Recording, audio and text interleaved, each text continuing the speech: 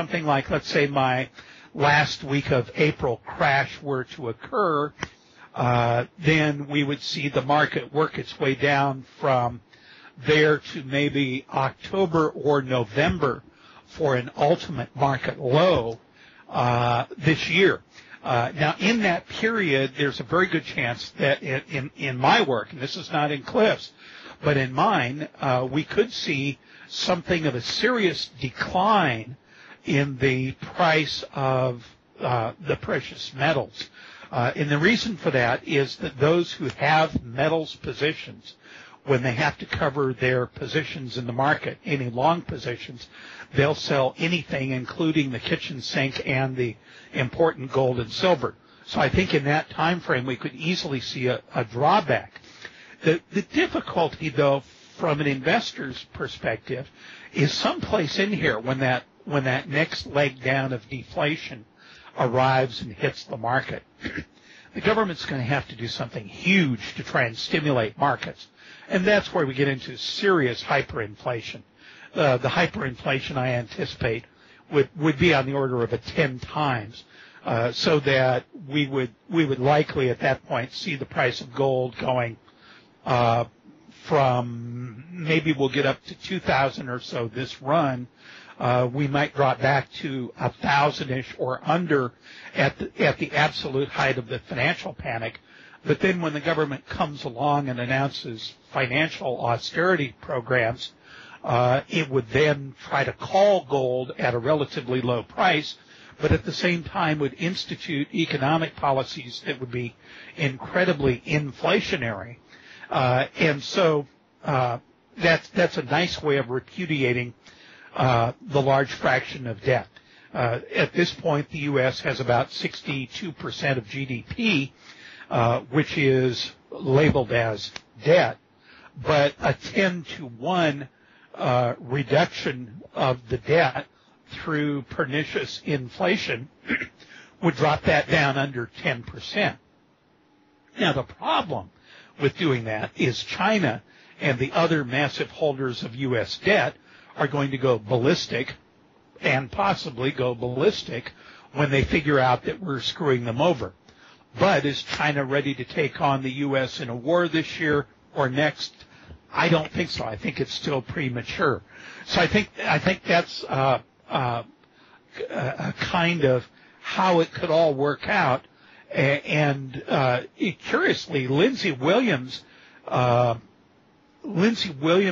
information about the plans of the powers that be to redevelop the U.S. petroleum industry at $200 oil is incredibly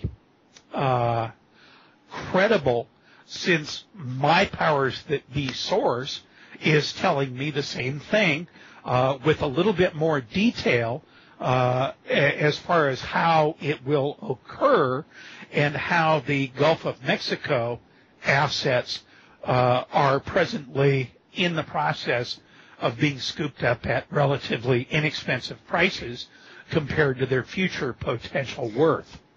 Okay, thank you. Next question is from Lua. Yeah, George, I'm hearing you say that the possibility there's a collapse in April or May, and then it continues to get worse throughout the summer to next fall, and then the government does things to balance it back up and try to bring it back in again.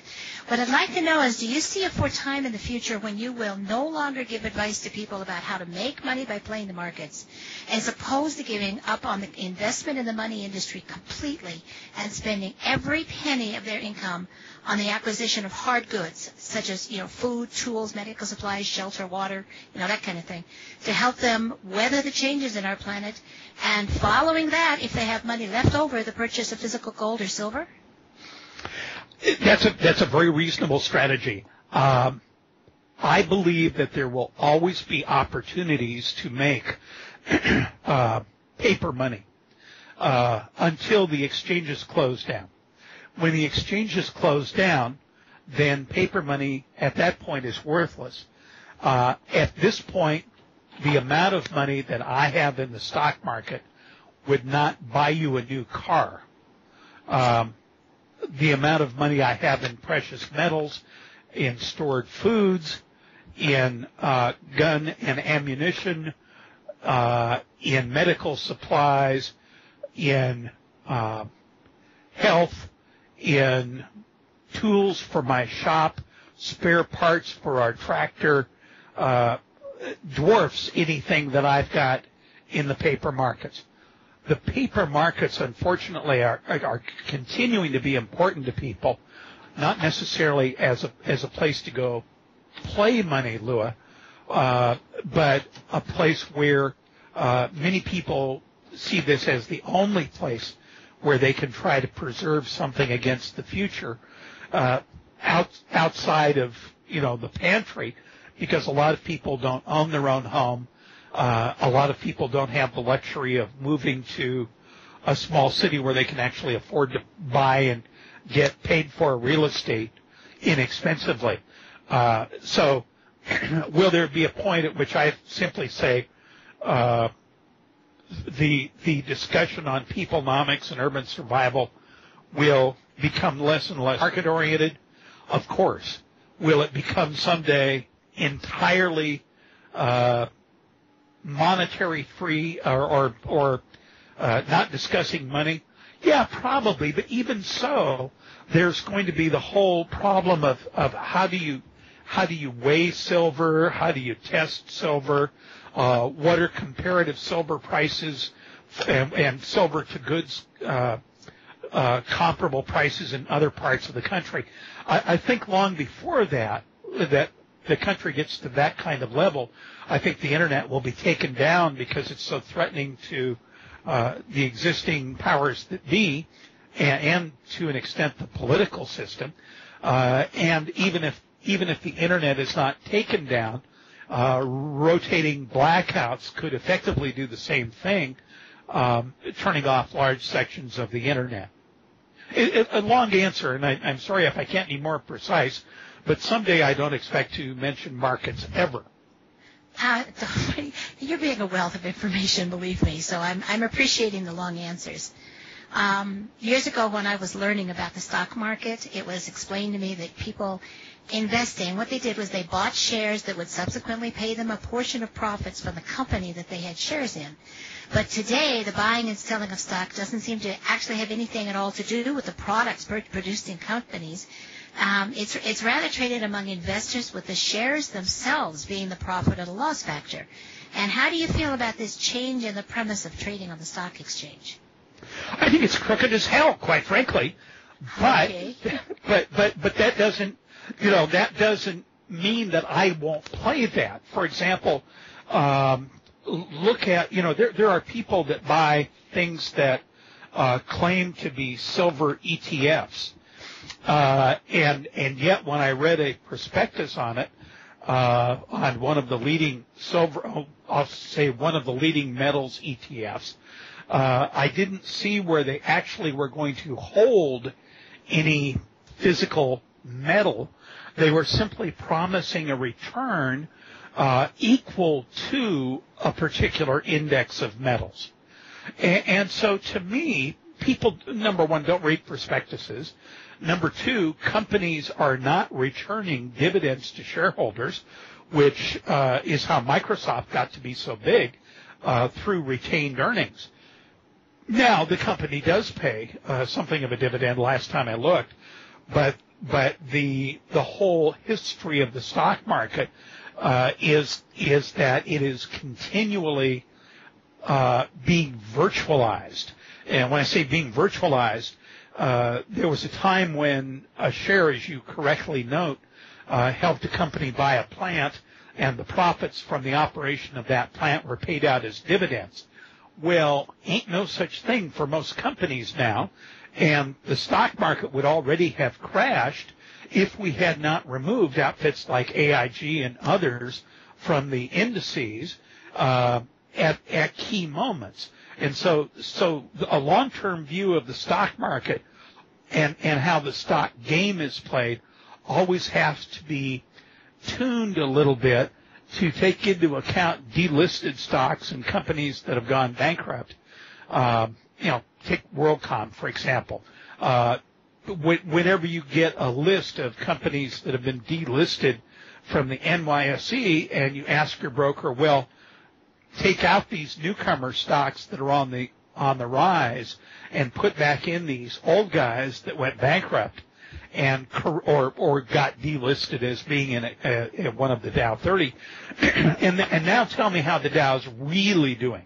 Those substitutions have become just a matter of life.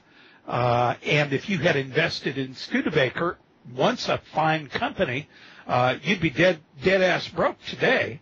So the rules change over time, and even though some guys like Warren Buffett claim to not like derivatives, you go read the financial on Berkshire, and oh look, they own derivatives too.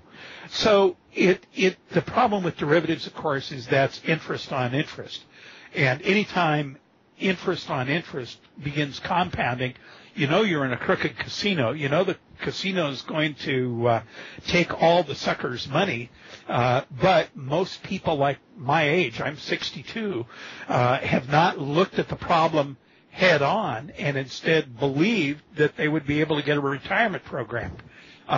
You'd have a great retirement program if you had gone into silver and gold at the market high in 2000, but I can't name one person out of anybody else I know besides me who did that.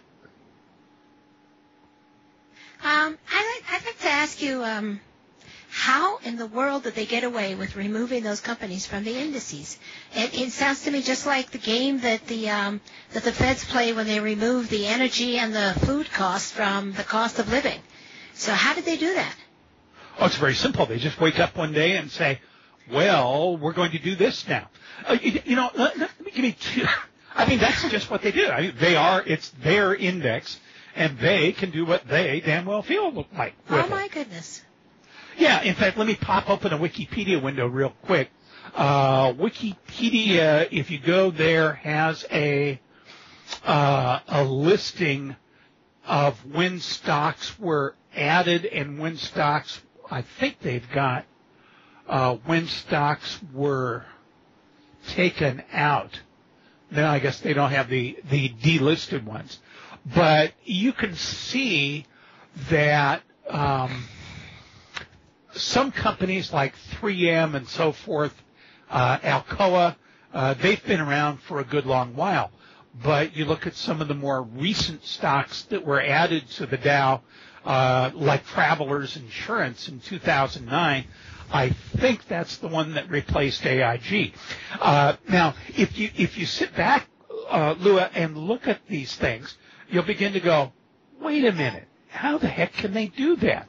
Well, it's very simple. It's their casino. They can do what they damn well want, and most people do not pay close enough attention to the purchasing power of their money over time.